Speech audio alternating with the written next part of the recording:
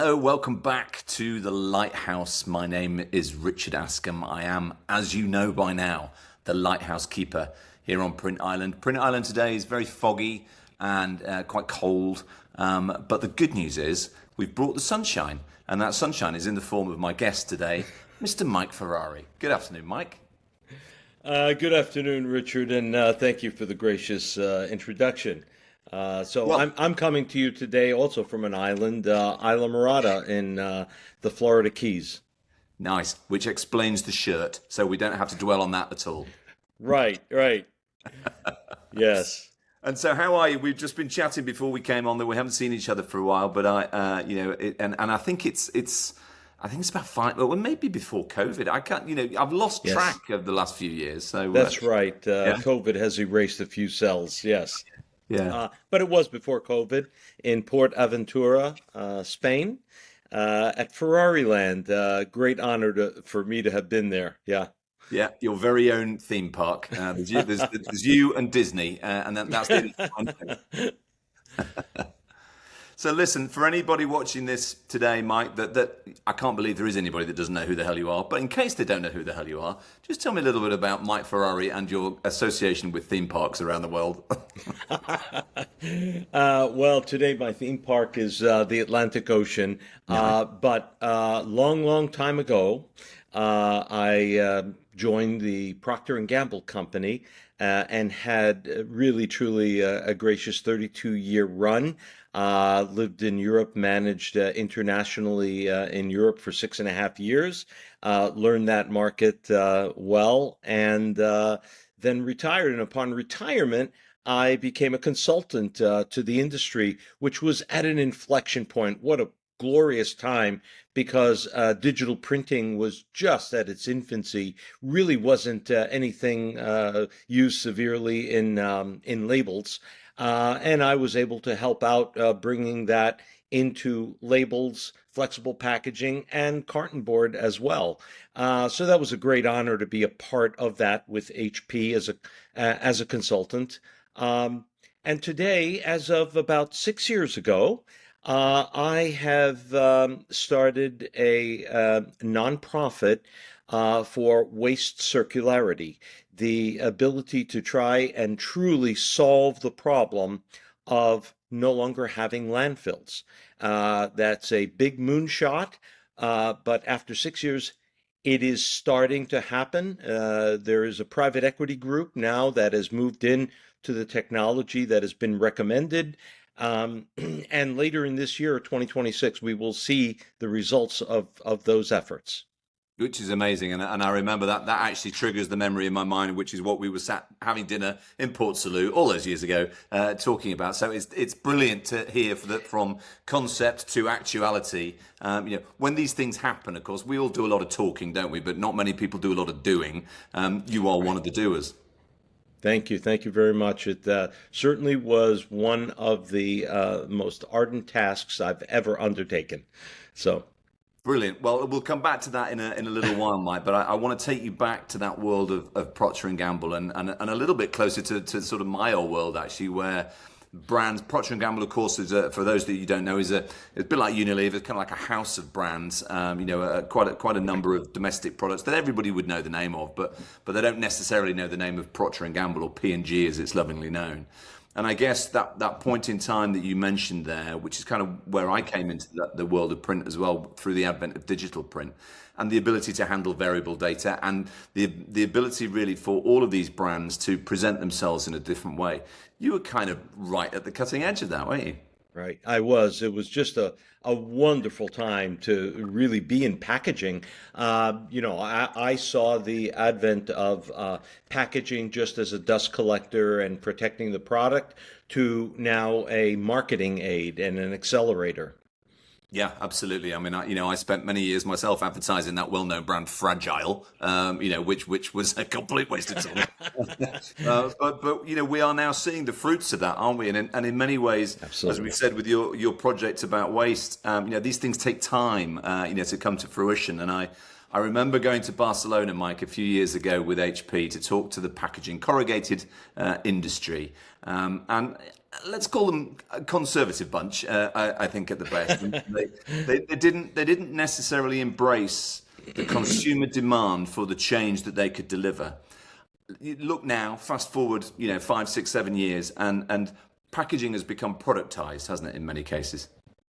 It certainly has, and today it's still true that it's the consumer that's at the head of the dragon here that is driving the things. It's not the brands, it's not the printers, it's not even technology. It's really consumer behavior that is changing and that is pulling through everyone else in the supply chain. Yeah, Yes, absolutely. And kind of the laws of economics have changed, haven't they, from supply and demand to demand and supply. And although, you're right, it is everything to do with the consumer, but the technology that's available to us all now enables that desire to come to fruition. absolutely. Absolutely. It's an enabler, but at the head of the dragon is really the consumer that is today, cognitively on overload, and you only have milliseconds to get your message out on packaging. Otherwise, people will move on.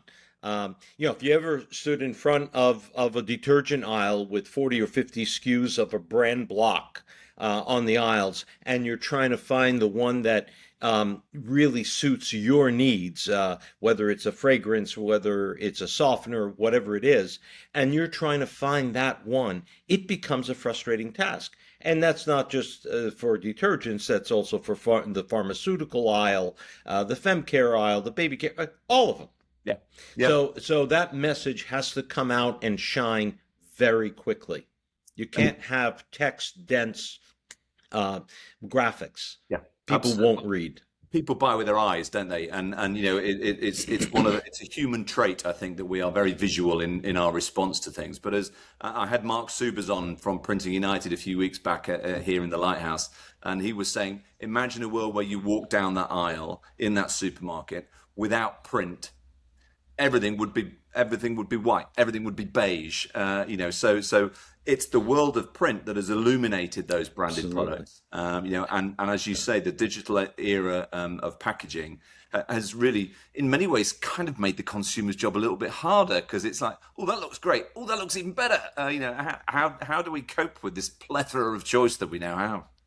Right, right, right. Well, so the first thing we've always talked about at Procter and Gamble is you've got to win trial. So when there's a new product or an upgrade product, you've got to win the trial, and that trial comes through some type of relevancy. Now, certainly number one, consumers still are sensitive to cost. But beyond cost, they can override that. And you talked about the eyes being the differentiator. I'll say the eyes are connected to the heart, and it Yeah. becomes an emotional decision. So you've got to make that stand out amongst the competition to be different, to stand out. Mm. Now, if I really think about it, and go off here for just a second, Richard, today, we were talking 10 and 15 years ago about digital print, and digital print created the opportunity for personalization and seasonality and all those things. Today, the disruptor is digital embellishments. So with digital embellishments, you can use the three factors that embellishments produce to connect the consumer to something new. And that's really the differentiator today. Yeah, no, I totally agree. And the irony is, having been sort of right back at the beginning of digital print and personalization, when it was quite simple, just put your name on it, and that was fine. Right. That principle has now become standard. Most people expect Yeah. you to be able to do that. So I guess the world of embellishments that you're talking about is the differentiator for brands and it's Today. so, in which case it's forever climbing a staircase, isn't it? Where does it go next? Absolutely right. One of the Procter and Gamble CEOs, Bob McDonald, said the end game is a one-to-one relationship between the brand and the consumer, and that's where it will go. Yeah. That's the ultimate. Yeah, I guess so. I mean, I remember going to some of those meetings, and I won't mention who with, because they may well be watching. But in back in those days when I used to arrive in various boardrooms, and people would say, "Right, bring me something brand new, as long as somebody's tried it." And that that world, and from the brand protection, used to call them the brand police. Nobody really wanted to risk anything that was too cutting edge, and yet they all wanted to be Right. part of that cutting edge world, didn't they? Right. Such a dichotomy in expressing, oh, I want this, but I really don't. Yeah, I don't have the courage. Yes, and humanity has continued to show itself over and over again because there are always just the early adopters, which is a small group, and it's from the early adopters that finally we jump the chasm and get to mainstream, which takes time. And it's those early adopters and hearing from them and their stories that makes this train ride down the tracks of something new that gets accepted. yeah. Uh, Yeah, no, you're absolutely right. And as we sit here today, Mike, on our respective, let's call it mountains of wisdom. I refuse to give into age, so let's call it wisdom. When you look back on that time, particularly with P&G, but also in the HP era as well, and it's so much easier, isn't it, to look back and see what should have happened. What of would course. if you could change something in that era to not necessarily to accelerate, but just to improve, I guess. You mentioned adoption there, not early or late. Consumers have taken longer, I think, to cotton on to the capability that print has to offer, and I don't know why. What would you have done differently, do you think, in those years? Yeah. So it's a great question, and it haunts us not just in the past but in the future.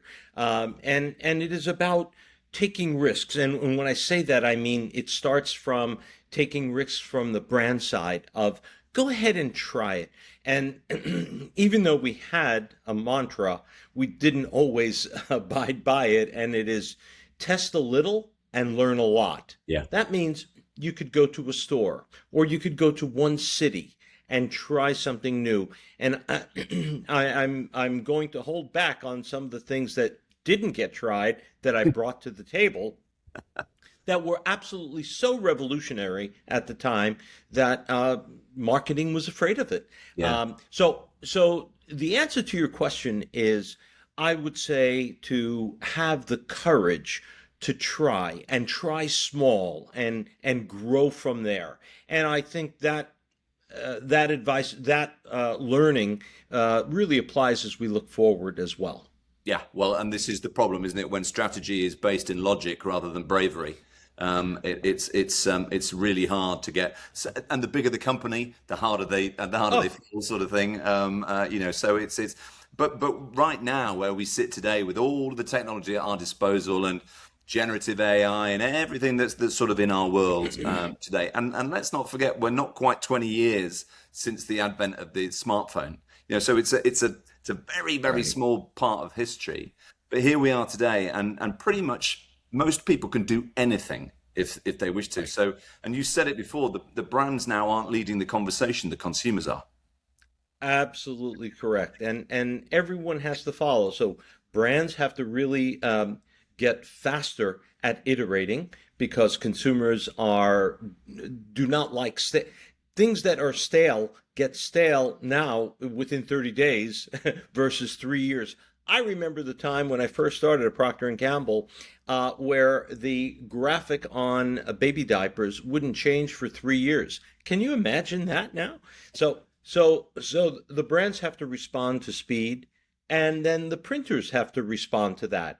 So it does take equipment and technology in order to have efficient workflows that will have the ability to constantly be on a cycle of seasonality, holidays, events, things that happen around the world, the Olympics that are happening, and quickly define those moments and connect with the hearts of people. Yeah, no, I totally agree. And to a certain extent, marketing has become the necessity to appear present in the now. You said about a 3-year image there. That makes me smile. It's a bit like the days when we used to wait 28 days for something to be delivered, and you were quite happy about that. So now it's like 28 minutes. Where's my order? So it's a brave new world, but we're in it, and I think one of the things that's most interesting about the world that you're currently in is with the waste business that you mentioned earlier on.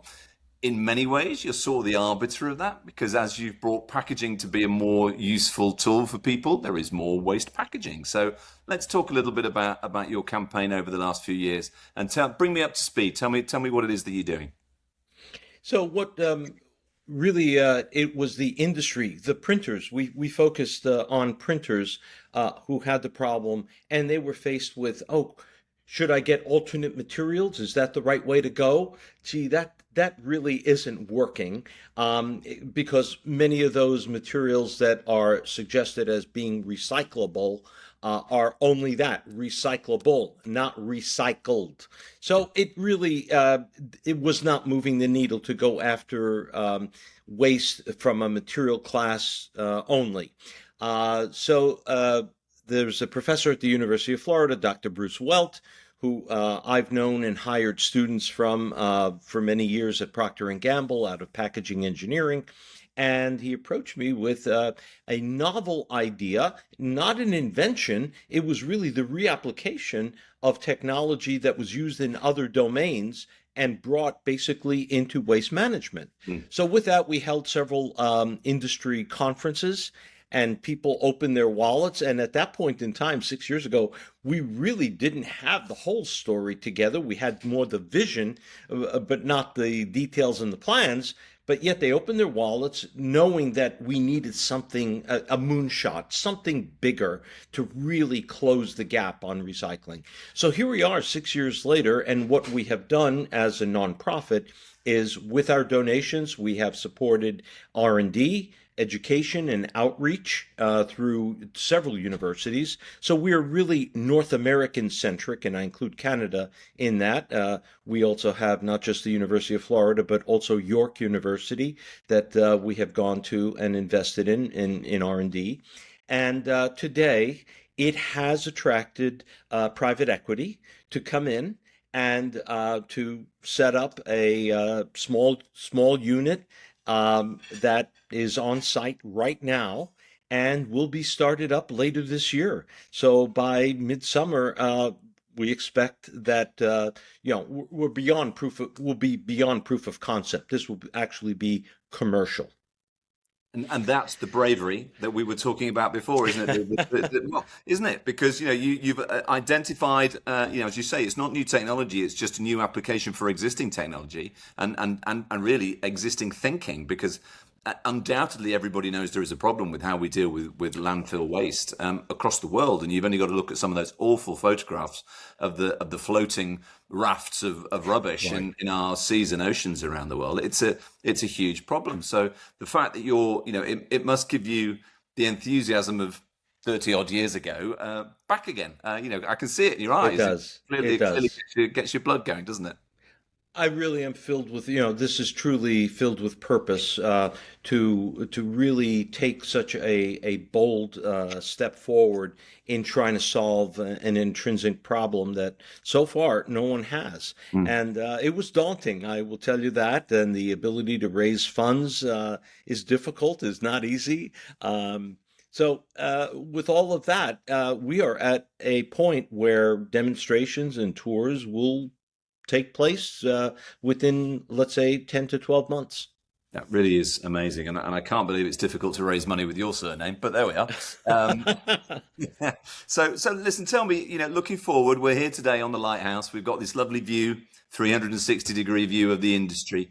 What would you like to see come next? And you've sort of been in let's call this a story of beginning, middle, and end. You're at the end of the middle, so what would you like how would you like this story to play out? Well, for me personally, it's about purpose, and to me, dealing with now, I'll call it the fourth moment of truth, which is the end of life of the product. We've got the zero moment, the first moment, the second moment, and the final moment is when we dispose of the product. Doing that in a meaningful way that truly solves a problem is certainly a legacy I'm looking forward to leaving behind because it's filled with purpose.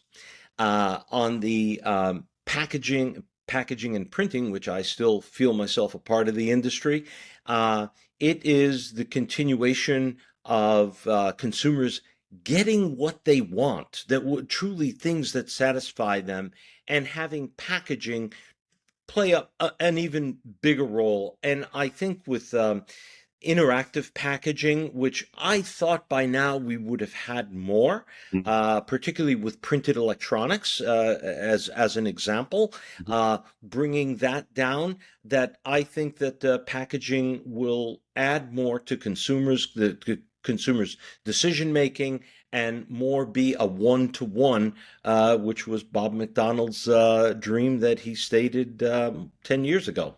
Yeah, still might happen. Still might happen. And I guess Yeah. what we're talking about really is behavioural change, isn't it? Across a very wide spectrum of the whole supply chain to a certain extent. You can't just have one or two people buy into it at slightly different points. It has to run all the way through that. Right. How far away from that sort of behavioural change do you think we're? I think once again we're going to have early adopters, meaning certain brands, and it may be a small brand. That small brand has more courage. They have less to lose than a big brand, and that's what makes the big brands conservative. So the risk takers are typically in the small brands. I would expect an underdog to come in and beginning to try, new and brave and bold things, such as interactive packaging. No, it's interesting, and I guess those nimble businesses, those wannabe brands, if you like, are well placed to try all of these things, because it really does bring a great optic for them as a business as well, doesn't it? If you can put your name, your sort of stamp of approval on something that's great for not only for you but also for everybody else, that's a wonderful narrative in marketing terms. Exactly, exactly. And I think we are reaching a point where more and more brands, including the large brands, are starting to see packaging as a marketing vehicle. And when you truly exercise that as a marketing vehicle, and you're putting money behind it, then you see it as an investment and having a return. Then you're at a new place with packaging, treating it totally differently. And I'm seeing more and more of that. I don't think we're at mainstream yet, but there is a growing understanding in that direction. But it's definitely moved. I mentioned being in Barcelona earlier on in the conversation, and and I think that was around about 2018. So that needle has definitely moved in that time. It's got further to go. I think everything always has further to go because something new will come along and move the target, right? From where you sit today, you must be very satisfied with where the industry has got to. I have seen great change in the last 15 years, and that is exciting. And if I look at 15 years before that, so 30 years ago, things were moving very slowly, and they were moving more on a technological base rather than a consumer need base. Today, it is consumer driven. And once you have solutions that are consumer driven based on consumer needs, the pull is much faster, the adoption is much faster because it becomes a solution to a consumer problem. And that's the big deal, isn't it? Because 30 years ago, the one thing that wasn't there in all of our lives was the internet. And so we Right. were very predictable from a brand perspective. We as consumers were very predictable. They knew where we shopped, they knew what we bought. So the need for innovation was very small from a brand perspective. You fast Right. forward 30 years, and we're in this elaborate game of hide and seek, where nobody knows where we are at any given point in time. And so brands now have to work harder to find out what we want. And in doing so, they've almost given permission to consumers to tell them. Can you imagine a day 30 years ago where somebody told P&G what they needed, and that they would Right. in fact Right. listen? Not going to happen, is it? Right. So it was always a push from the brands, Mm. and the consumers had to accept or not accept. Yeah. And today it's absolutely flipped. You know, the one that's worth mentioning here, Richard, is AI and AI's interaction with packaging. I do know that brands today are modeling using AI to model consumers. So you, Richard, what you like, what your profile is, what you like to, where you like to shop, what you buy, is a profile. And there are different profiles now set within AI that are proprietary to brands, and so brands are working this out. But what they will be able to do is run consumer tests without consumers any longer because they've appropriately profiled the consumer through mythically AI. Yeah. And that may cause an even faster iteration of getting new products to market faster. Yeah. Well, like all men, Mike, I like to shop quickly or not at all. Ditto. Yes. Listen, it's been fabulous having you on Print Island today. Thank you so much for your time. It's a pleasure to see you. I hope it's not as long as it has been since I see you in person the next time. Please get rid of that shirt because it's doing my head in. But you know, in the meantime, Mike, I wish you well for 2026 and really good luck with the project. I hope you get from it what you aim to get from it. But I absolutely congratulate you on the effort to date. Thank you, Richard, and I will invite you for a visit once things are up and running. I would like that. I would like that very much indeed. Mike Ferrari, thank you very much for joining me today on the Lighthouse.